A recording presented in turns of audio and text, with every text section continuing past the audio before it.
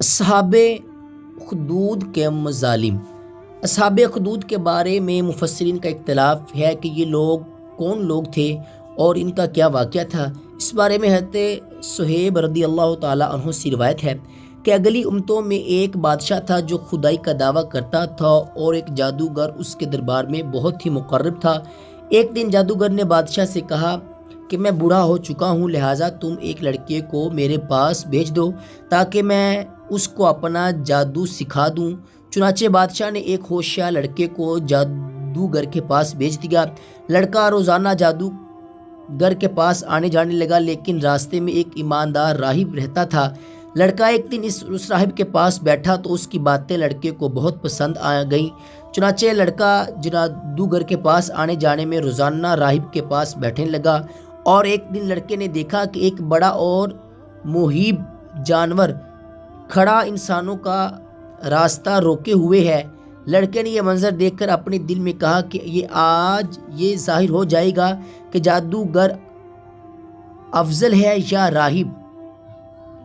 چنانچہ لڑکے نے ایک پتھر اٹھا کر یہ دعا مانگی کہ یا اللہ، اگر تیرے دربار میں یہ مذہب جادوگر سے زیادہ مقبول و محبوب ہو تو اس جانور کو اسی پتھر سے مقتول فرما دے۔ یہ دعا کر کے لڑکے نے جانور کو پتھر سے مار دیا تو یہ بہت بڑا جانور ایک چھوٹے سے پتھر سے قتل ہو کر مر گیا اور لوگوں کا راستہ کھل گیا۔ لڑکے نے راہب سے یہ پورا واقعہ بیان کیا تو راہب نے کہا کہ اے لڑکے، خدا کے دربار میں تیرا مرتبہ بلند ہو گیا ہے، لہٰذا اب تو عنقریب امتحان میں ڈالا جائے گا، اس لیے کسی کو میرا پتہ نہ بتانا اور امتحان کے وقت صبر کرنا۔ اس کے بعد یہ لڑکا اس قدر صاحب ایک کرامت ہو گیا کہ اس کی دواؤں سے مادرزاد، اندھے اور کوڑی شفا پانے لگے۔ رفتہ رفتہ بادشاہ کے دربار میں اس کا چرچا ہونے لگا تو بادشاہ کا ایک بہت مقرب ہم نشین جو اندھا ہو گیا تھا، اس لڑکے کے پاس بہت سے ہدایہ اور تحائف لے کر حاضر ہوا اور اپنی بصارت کے لیے دعاؤں کا طالب ہوا۔ تو لڑکے نے کہا کہ اگر تو اللہ تعالیٰ پر ایمان لائے تو میں تیرے لیے دعا کر دوں گا۔ چنانچہ وہ ایمان لایا اور لڑکے نے اس کے لیے دعا کر دی تو فوراً ہی وہ انکھیارا ہو گیا اور بادشاہ کے دربار میں گیا۔ تو بادشاہ نے پوچھا کہ تمہاری آنکھوں میں بصارت کیسے آ گئی؟ تو مقرب ہم نشین نے کہا کہ میرے رب نے مجھے بصارت عطا فرما دی۔ بادشاہ نے غضبناک ہو کر کہا، میرے سوا بھی تمہارا کوئی رب ہے؟ تو اس نے کہا، ہاں، اللہ تعالیٰ میرا اور تیرا دونوں کا رب ہے۔ بادشاہ نے اس کو طرح طرح کی سزائیں دے کر پوچھا کہ کس نے تجھے یہ بتایا ہے؟ تو اس لڑکے کا نام بتا دیا۔ پھر بادشاہ نے لڑکے کو قید کر کے اس کو اس قدر مارا پیٹا کہ اس نے راہب کا نام بتا دیا۔ بادشاہ نے راہب کو گرفتار کر کے اس سے کہا کہ تم اپنا عقیدے کو چھوڑ دو، مگر راہب نے صاف صاف کہہ دیا کہ میں اپنے اس عقیدے پر آخری دم تک قائم رہوں گا۔ یہ سن کر بادشاہ آگ بگولا ہو گیا اور اس نے راہب کے سر پر آرا چلوا کر اس کو 2 ٹکڑے کر دیا۔ اس کے بعد بادشاہ نے اپنے مقرب ہم نشین کے سر پر بھی آرا چلوا دیا۔ پھر لڑکے کو سپاہیوں کے سپرد کیا اور حکم دیا کہ اس کو پہاڑ کی چوٹی پر چڑھا کر اوپر سے نیچے لڑھکا دو۔ لڑکے نے پہاڑ پر چڑھ کر دعا مانگی تو ایک زلزلہ آیا اور بادشاہ کی سپاہی زلزلے کے جھٹکوں سے ہلاک ہو گئے اور لڑکا سلامتی کے ساتھ پھر بادشاہ کے سامنے آ کر کھڑا ہو گیا۔ پھر بادشاہ نے غیظ و غضب میں بھر کر حکم دیا کہ اس لڑکے کو کشتی پر بٹھا کر سمندر میں لے جاؤ اور سمندر کی گہرائی میں لے جا کر اس کو سمندر میں پھینک دو۔ چنانچہ بادشاہ کے سپاہی اس کو کشتی میں بٹھا کر لے گئے۔ پھر جب لڑکے نے دعا مانگی تو کشتی غرق ہو گئی اور سب سپاہی ہلاک ہو گئے اور لڑکا صحت و سلامتی کے ساتھ بادشاہ کے سامنے آ کھڑا ہو گیا اور بادشاہ حیران رہ گیا۔ پھر لڑکے نے بادشاہ سے کہا کہ اگر تو مجھ کو شہید کرنا چاہتا ہے تو اس کو صرف ایک ہی صورت ہے کہ مجھ کو سولی میں لٹکا کر اور یہ پڑھ کر مجھے تیر مار کہ میں شہید ہو جاؤں۔ چنانچہ اسی ترکیب سے بادشاہ نے اس لڑکے کو تیر مار کر شہید کر دیا۔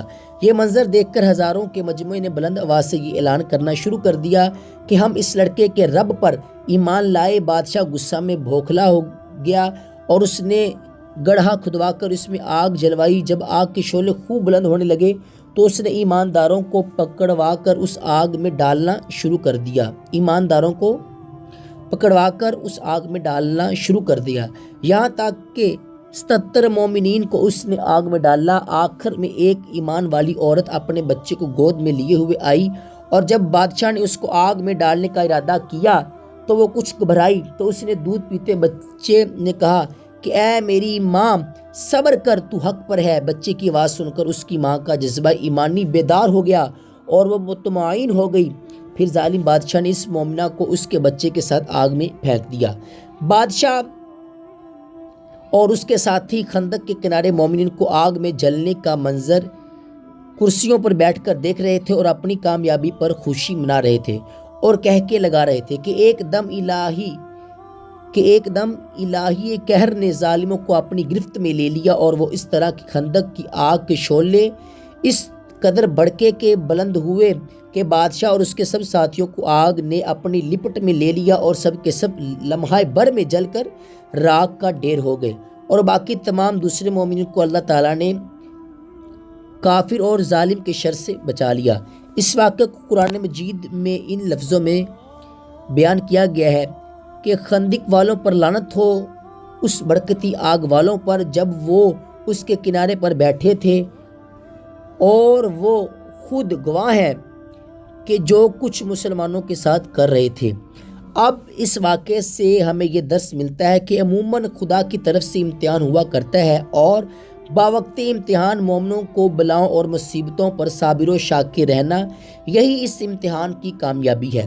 اور یہ بھی معلوم ہوا کہ ایمان کامل کی یہی نشانی ہے کہ مومن خدا کی راہ میں پڑنے والی تکلیفوں اور مصیبتوں سے گھبرا کر کبھی بھی اس سے تذبذب نہیں پیدا ہوتا، بلکہ مومن خواہ پھولوں کے ہار کے نیچے ہو یا تلوار کے نیچے پانی میں غرق کیا جائے یا آگ کے شعلوں میں جلا دیا جائے، ہر حال میں، ہر صورت میں وہ اپنے ایمان پر استقامت و استقلال کے ساتھ پہاڑ کی طرح قائم رہتا ہے، اور اس کا خاتمہ ایمان ہی پر ہوتا ہے۔